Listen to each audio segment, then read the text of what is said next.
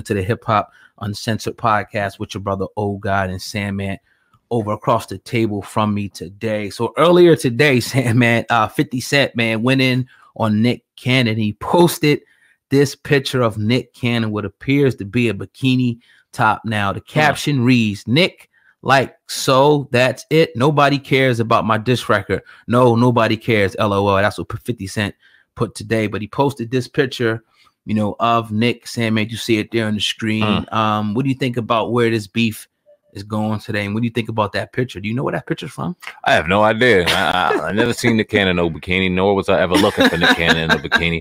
You got to, this is 50 though. You got to expect this from 50. He don't care. He's going to get ruthless. We've seen what Nick Cannon did when he started the extra beef. I'll put it that way. When it was between him and Eminem, it was cool. But 50 Cent had what he had to say, and then Nick Cannon threw up to Samuel L. Jackson on Django John, and you know it was going from there. I'm not gonna say this is gonna hurt Nick Cannon because Nick Cannon is still doing a lot of great things, but you shouldn't open up this can of worms, brother, if you ain't want this to come out. He threw up another picture of him and Samuel L. saying something along the lines of, now that your boy Eminem is incapacitated, if you want to come on and get his work on Wildin' Out, you're more than welcome to do so, Samuel L. What do you think about that? Him calling him out on, I know you think this shit's corny. I can see it all I think it's cool, but my thing is like, you know, it is corny or whatever, but this is right up 50's lane, right up his alley. And you know damn well he's gonna defend Eminem. You can't call no coon or Uncle Tom, nothing like that for that. That's his man. You know what I mean? He gave him an opportunity when other people wouldn't. So it's just like, yeah, that's his people's, and he's loyal to his people. So, you know, more so my concern is what's up with that picture, Nick. That picture's crazy, bro. Now, was that in the line of address to you? I mean, it's a woman's joint. Like, I mean, I ain't gonna say it's a dress. It ain't no dress, it's a fucking bikini. Yeah, it's a bikini top or whatever from this picture I see here. But the way he's posing, man, looks very, very it just looks weird. I mean, even though he's a comedian, but it looks suspect as hell, my nigga. It remind me of remember in Living Color when Jim Carrey used to play that weirdo that yeah, you remember. Oh man. That's what it remind me of. Man, so what you saying about Nick? I ain't saying nothing about Nick, man. I salute Nick Cannon. This picture looks old. Looked like it was from maybe a little bit early on before you got awakened. Would you wear that? Hell no. Would I wear that? I don't know what the fuck that is, man. Shout out to Nick, man. And I hope it ain't anything worse out there, because if 50 find it, that's your ass. It's gonna be well, my thing is, since you asked me that question, I ask you, would you say that is along the line of sort of kind of like a dress? It's not a dress, but is it kind of going crossing those lines close? I'll put it to you like this. I don't see Nick Cannon now doing anything like this. When you see him walking away from certain TV deals and things like that, not conforming to certain things that they wanted him to do, this picture tells me that this was a Nick Cannon from a different space, a different time, somebody that was looking more so for a check than significant, I guess, what an outlook or what he was going to be perceived as. And he made a mistake. I don't think he'd ever do it again. So yeah, it falls in line for that dress.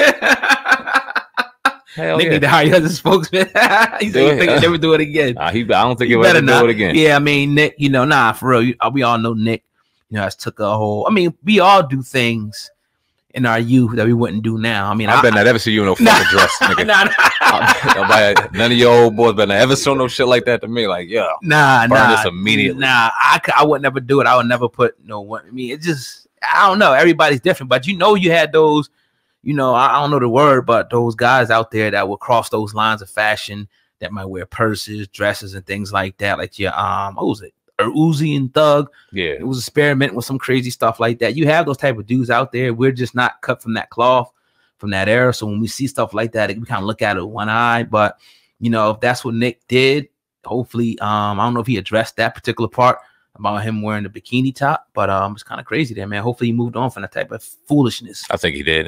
You know, now that he got children and things like that. But like, shame on you, man. You already knew 50. If it was out there, he was grabbing it. Who won that beef? Between who? Nick and Jim. Actually, Eminem won that. The first album. It's over. Like that verse. Nick would have won if he just left it alone. Him doing this made it look worse, and he continued to do it, and it's corny. Leave it alone. It's over now. Yeah, no chance of 50 Cent getting in the ring, man. 50 Cent gonna keep going on. He's going to toast you on Instagram over and over again. Yeah. It's gonna be over all major hip hop headlines because they love they love it. Anytime 50 Cent drops anything, that motherfucker fart is on the fucking hip hop news website. Oh man, definitely. But yeah, man, you're tuned into the Hip Hop Uncensored podcast with your brother Old God and Sandman. Going in today on this Monday. Let's see here. Juice WRLD's girlfriend spoke out. It looks like at the Rolling Loud concert. Sandman, I want to play this audio of her on the stage, and I want to get your thoughts on what she said about Juice WRLD. Single one of you guys. There's not a time that he had shown me any different love that he felt for you. Like, he wants everyone to know that you need to take any negative thing in your life, he would tell you every time he saw you, and change that to a positive situation. He changed that to 999. So that's Juice WRLD's girlfriend, on the stage there. Just giving a little, excerpt of what she thought that Juice WRLD wanted the people to know after he passed away, Sandman, about a week later and some change after his death. How are you feeling about that statement and the death of Juice WRLD? Sound like a young lady that was just kind of still mourning the death of her boyfriend. Just to hear how the youth in her voice almost. I didn't really see it, but you could hear it. It's a sad situation. I was at the banquet yesterday for my son's football team, and I was talking to his football coach, and it was making me have a good idea. Like, all right, when we go talk to them kids again over at the college, talk about this kind of shit, musical influences. You're seeing these rappers about your age dying because of opioid abuse. What are you thinking about? Does the music influence you? What do you think about this artist, that artist? Are your friends influenced by the music? And just get a gauge, because we talk about when we see a Juice WRLD pass away, of how he passed away, obviously the influences that they're having on the youth and influence that they're having amongst each other. And I want to see how far that goes. You know what I mean? Because I don't think he'll be the last, unfortunately. It's something that's going on right now. And to get a perspective from somebody that age in that genre would be dope. And that's when I heard Young Lady, I was just like, I think we need to talk to the kids, man. I think that would be dope. Yeah. She sounds, like I said, youthful and hurt. I'll put it that way. Yeah, and that's why, platforms like ours, a lot of people like to criticize us, but platforms like ours is very, very necessary that actually speak about these type of issues, on a major platform. Not saying that we're the only people who do it, but got to give kudos to the ones that do. And if you do, salute to you. But to talk about these serious topics in hip hop that's really affecting the people, and not always go with the status quo, just talking about the gossipy stuff and who swung on who, but to talk about how hip hop music is now influencing a whole generation of kids to turn to Percocets, to turn to different drugs, as recreational use. A lot of people now are become addicted and end up dying. So yeah, it's a big thing, with this going on in every community across America. And it definitely needs to be addressed. I think, and more artists need to speak out about this, speak down on it. And really, because you asked the question, are the kids being influenced? And I'm sure when we go and we get in there and we talk to them, they're going to say, yeah.